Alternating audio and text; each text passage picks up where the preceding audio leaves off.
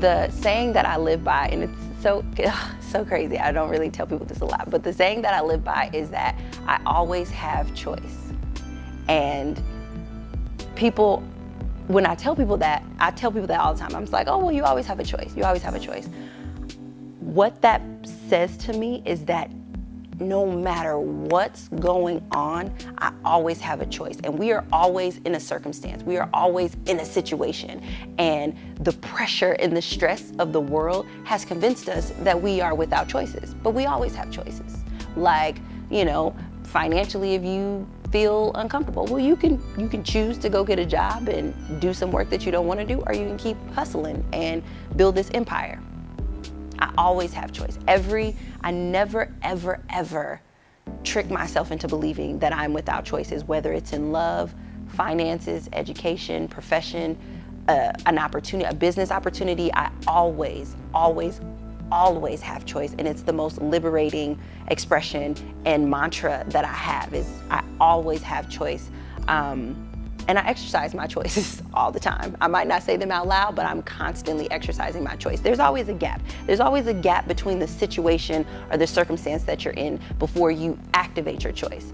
And I like to play in that gap a lot so that I can remind myself that I always have choice. And I think that that's just enabled me to be able to just build bridges and create and experience things that most people my age, most women, most people of my nationality just don't get to experience, because I am very aware that there is absolutely 1000% always a choice.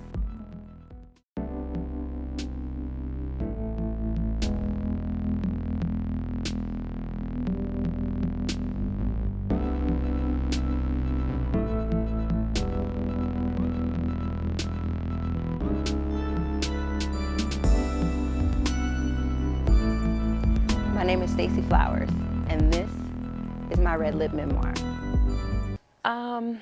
Myself at 17, I think the biggest thing on my mind at 17 years old I was in my senior year, and all I was really focused on was making the cheerleading team, because my sophomore year I made the varsity cheerleading team, but I was like being really bad in school, so I got kicked off the squad before the season even started for me to be able to cheer. And so this year was like my year to redeem myself and finally make the varsity team again, get on the squad, and kind of usher in me being able to get this big cheerleading scholarship so that I could go to school and, major in philosophy and eventually go on to law school. In school and in academics, I've always excelled. I adore learning, I adore the academic environment. And so school has always been like my creative, awesome, awe-inspiring space. I'm able to go there and travel to distant lands, whether it be in my French class or me going somewhere with just the diversity that's in the cafeteria. I've always been able to escape. But I was always kind of escaping from stuff that was going on at home. And my experience at home, we kind of started in poverty, and then we started making money, and then life showed up, and then we kind of lost money. And there was this season in my life where money was kind of always scarce. And when money is scarce in a family or in a home, crazy things happen. I was at home, and my family had just come off of a season where we were incredibly poor. My stepfather was removed from the home. My mom started to lose her business assets, and her business was just starting to tank. And so as a 15 and 16-year-old young person, I was working at a telemarketing company, and I just decided to take on the burden of supporting my family. And so I would get out of school at 2:30, and I would go to work from about 4 to midnight or 1 o'clock when they would let me go. And then I would just turn over my checks to my mom to be able to support the house. And I was kind of instructing my sisters on how to do as much as we could to maintain my mom's business. So I share all that to say that I'm coming into my senior year where we've kind of put that part of my life to bed, where I'm no longer supporting my family, but we're coming off of all of the collateral damage that's left from a young girl supporting her sisters and her mother and her bonus dad in his absence. And so there was a lot of tension in the house with my mom, and it got to the point where I was very disrespectful. And so I came home one day and I just was like, I'm moving out. And when I moved out, I moved in with a friend. He really was a friend. And within a month of me moving out, I got pregnant.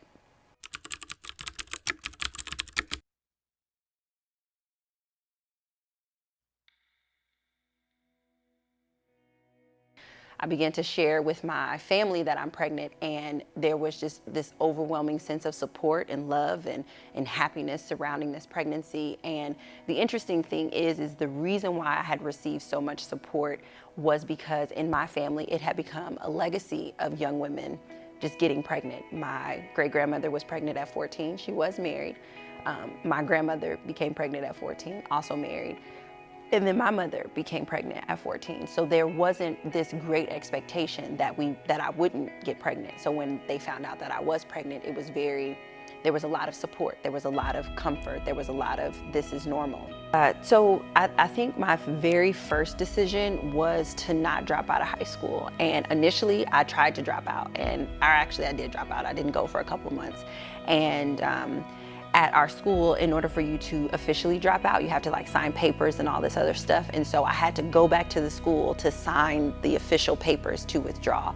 And when I went back to the school, like I had these papers in my hand, and I go into my guidance counselor's office, Miss Cyrillus, and mind you, for a year, my full junior year, the beginning of my senior year, I had been talking to her about how I want to be a lawyer, and I'm going to go to this, and I'm going to be the first person in my family to graduate from high school. So I spent a really good chunk of time telling her about this completely different vision.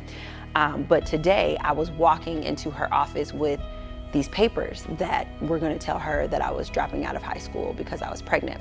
So I walk into her office, and she looks at me, and I'm not showing her anything like that, and I just blurt out, I'm dropping out of high school because I'm pregnant. And she looks at me, and she doesn't really say very much, and then she says, okay, well, if that's what you want to do, this is what's going to happen. And then she just started rattling off all these statistics. And as I'm hearing these statistics, there's just this wave of like knowing that this is true, because I'm witnessing it in my life right now with my sister and with my aunts and with my mother, and just this legacy of challenges and difficulties that I just didn't want for my family. So I'm immediately inundated with this information about what's going to happen, and I take it in completely, and I have this witnessing experience of knowing that it's going to happen. And then Miss Cyrillus did something remarkable. As she started to take the withdrawal papers out of my hand, she gave me an application to a college. So it was like there was an exchange. Instead of her accepting the withdrawal papers and allowing me at 17 to make a decision that was going to change my life and my child's life, she took them from me and gave me an opportunity.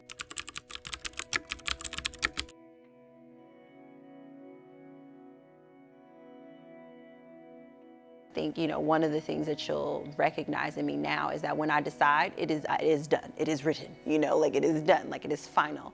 And people are like, how do you do this? How do you do this? Well, I've been doing that since I was 17. And it was more than just my life that was on the line. It was my child's life that was on the line. So when I decide, I have decided.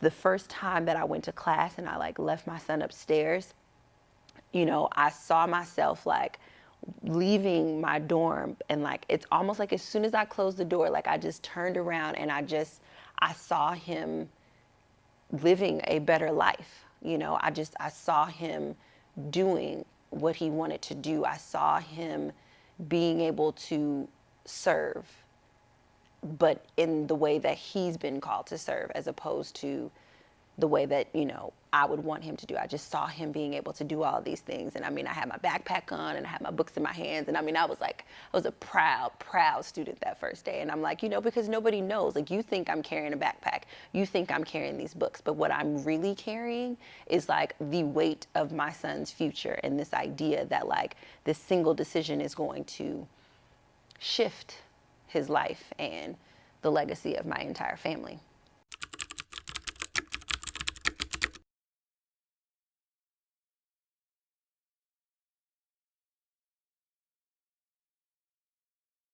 Pivotal moment was the transition of becoming a mother to my son. I would say the next pivotal moment in my life was just in this space where I'm experiencing one of the deepest, darkest times in my life. And the depths of this darkness was spread across me dealing with things like depression, me dealing with like severe, intense anxiety, me dealing with like just loathing and just hating the woman that I've become, because, you know, there's beauty in me being able to compartmentalize, but then there's danger in that too, because, well, who are you really?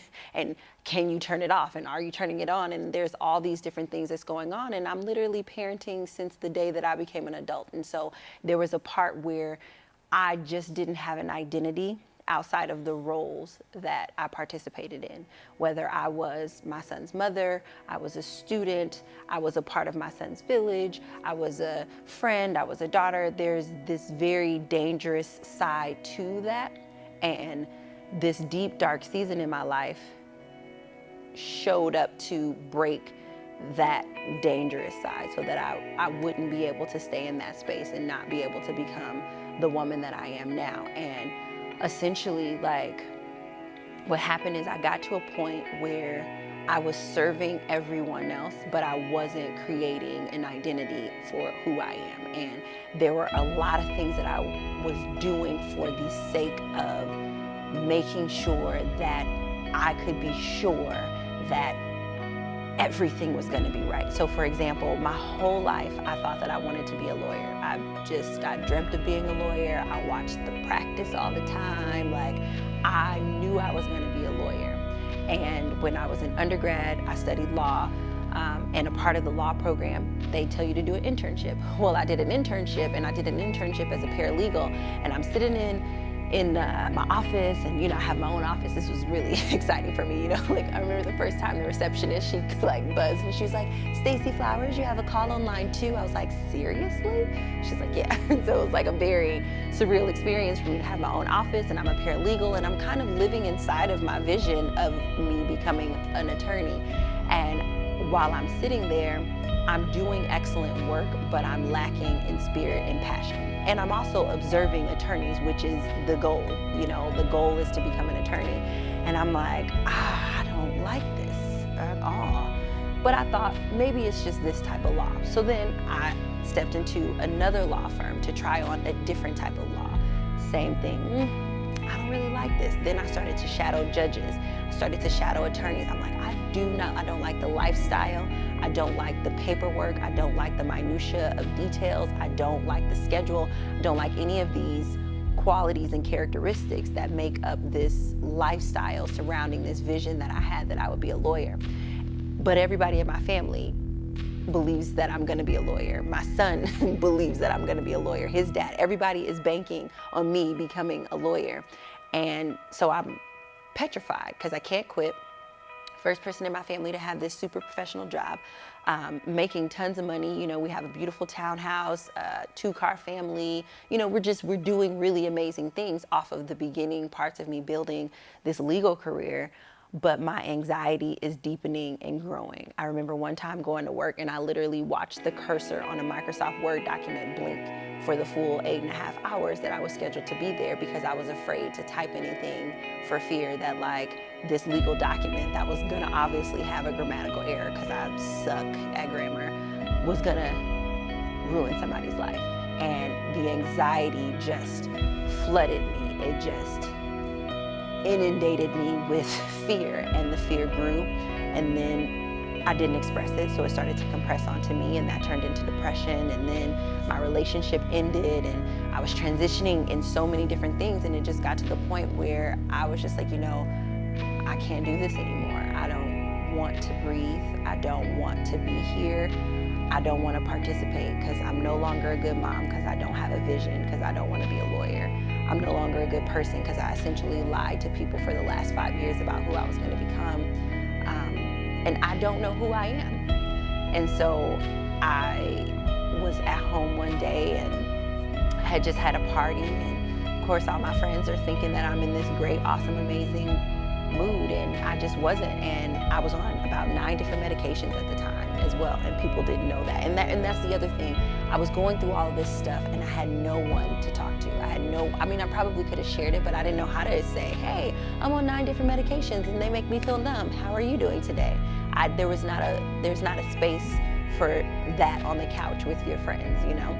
And so I just had this party. I had these 9 different bottles, and clearly on the bottles they say, you know, do not take all of these, you know, all the warning messages. And I had all this liquor, and I'm like, well, if I put these together, you know, then this can be my last breath, and I don't have to worry about being this big disappointment, and I don't have to worry about figuring myself out, and I don't have to worry about crafting an identity beyond these roles that I play. And so I poured all the pills out, and I poured myself a really big glass of vodka, and put a couple pills on my tongue. And when I got ready to bring the glass to my mouth, like, it shattered in my hand just instantly, and that startled me. And then I ran out of my house, and I ran to a friend's house, and he was very kind, and he was very generous, and he came with me, and I checked myself into a hospital, and you know, I was there, and I got treatment for several weeks to be able to figure out what was going on. And that was the deepest, darkest time in my life, because it was the time in my life where I was so disconnected from who I am and disconnected from my purpose that I wanted to take my own life, because I just couldn't figure out why I should be here. And that moment eventually served as the catalyst for everything that I'm doing now. Because when I finally was able to go into therapy, I had hit the proverbial rock bottom. And at this rock bottom, there was nothing there but the bare, raw person that I am. And I had to look at that girl, I had to look at myself and decide whether or not I was going to accept myself and if I was going to be true to myself. And I decided to accept myself, and I decided to continue to get support through therapy and to continue to get support through friends to figure out how to put myself back together. And as I was putting myself back together, I had to learn how to say no, because I was really into pleasing people. I was so shamed very early on that, like, later on in life, I just had to say yes, because I wanted to wash off the shame. I wanted to get rid of it, but I had to learn how to say no. I had to figure out how to communicate to my family that I wasn't going to be a lawyer, and that I wasn't going to go to law school, and that I didn't know if this $120,000 education that I just received at this private university was actually going to make a difference in my life. I had to figure out a way to be able to communicate that, and I eventually figured it out. I eventually figured out how to share with people that my purpose was shifting. I didn't have language for what my purpose was shifting to, but I figured out how to communicate to them that it was shifting, and it was a huge shift, and it was necessary for me to hit a rock bottom in order for me to be able to get up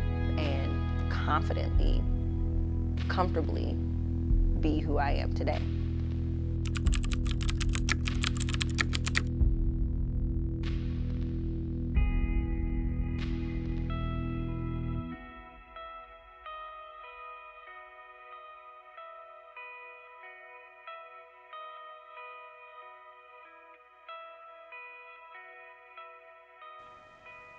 I think what happens in darkness is that no matter how dark it is, there's always a little bit of light. And in that little bit of light, there's just a little bit of sight. And in that little bit of sight, it gives you hope. Like, it's almost like it's constantly always breathing just a little bit of hope. And I think in this darkness, I had hope that if I come out of this and I'm alive, then it's already been as bad as it's going to ever be. So I can't go anywhere else but up from here. And that was enough hope and enough light to get me to stand up and say, it's already been as bad as it's gonna be. So it's never gonna get any worse than that. You've already been through it, you made it through. So just keep getting up, just keep trying. And that hope fostered me into discovering more confidence, into me finding more comfort, into me eventually establishing a new purpose, into me eventually being able to write a book that serves a population where for the most part, we're shamed. When I wanted to write my first book, I remember I was talking to my mentor and he was like, ooh, do you really want to write about that? Like, how would you sell it? And I'm like, I don't know how I would sell it, but I do know that this population exists in our country and we need to figure out how to serve it. And I'm not interested in only producing things because there's going to be a profit. I'm interested in producing things that are going to serve people. And so my first book, Pregnant with Purpose, is all about serving generations, not one, but two at a time. It's for the young parent to have some idea of a roadmap of how you can get through this so that you can continue to develop as a young person, so that you don't lose your identity and have to go to that dark place, but also so that you can parent in such a way that you are educated and knowledgeable and you're providing your children with the resources that they're gonna need so that they can grow and be healthy, successful, happy human beings. So I think, again, the little light that gave me sight that eventually turned into hope was like, this is as bad as it's gonna get. So get up and keep getting up and keep facing it. And so I faced I can't believe you're writing a book for teen parents. And I faced it. I said, well, this is as bad as it's gonna get. And it wasn't that bad. And I'm very proud of this work. And it serves the young parent population in such a way that I could only have ever dreamed that it would be able to do. And I'm honored that it's, able to do this work. And it's interesting because my son was reading it the other day and he was telling me about how I don't really talk about him very much on my social media. And I'm like, well, that's private. You're private, you're my son. He's like, Mom, you wrote a whole book about me. I think it's okay, So it's kind of interesting that it's when I look over it, I know that this was something that happened in my life, and I know that this story is here to help people. But to see my son, who it's about, read it and light up about it, and then to see him come with me and serve this particular population, it's just all that was built on hope. That little bit of light that this is as bad as it's gonna get, and if this is as bad, then just get up, just get up, just keep getting up, keep getting up.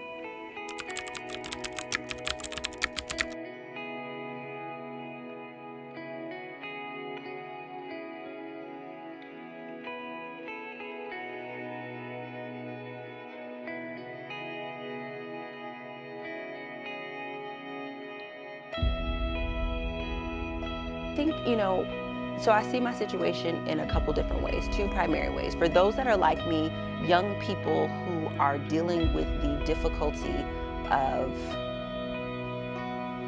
caring for another life, my hope for you is that you figure out a way to continue, that you figure out a way to finish growing up, that you figure out who you are, that you connect with people that call your purpose to the surface, that you surround yourself with people that shine a light on you in such a way that whatever is what you're meant to do in this life just illuminates off of all of the light that they're shining on you. My deepest hope for young people who are ushering in the experience of bringing children into this world under the circumstances where financially, emotionally, physically, mentally, and spiritually you are unprepared and you are not ready, is that you discover the village that has been put on this planet to serve you, so that your purpose is still gifted,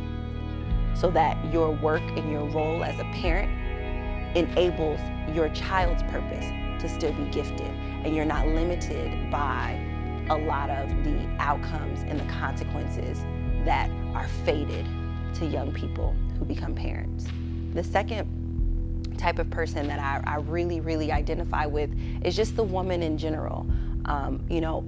Yes, a lot of my experiences were shaped because I was a young parent, but I identify with the woman's experience because, like I said, since I became a woman, I have been dealing with the duality and the multiplicity and this idea that we have to be something to everyone. And how do you harmonize that in such a way that you don't lose yourself? Because by nature, as women, we're designed to receive and then give back something great.